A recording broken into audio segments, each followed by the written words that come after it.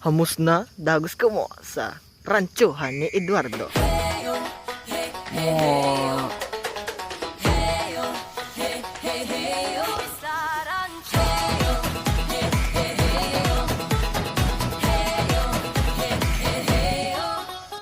Simula noon at hanggang ngayon, tanyag at kilala na isang ranchuhan.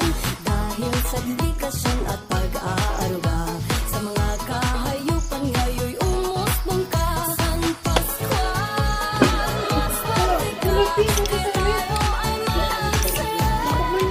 Hamus na dagos ka mo sa ranchuhan ni Eduardo. Oh.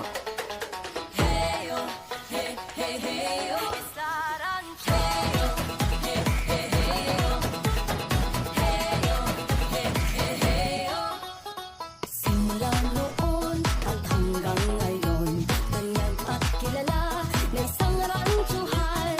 Dahil sa dedikasyon at pag-aaruga sa mga kahayupan, ngayoy umusbong ka. San Pascual,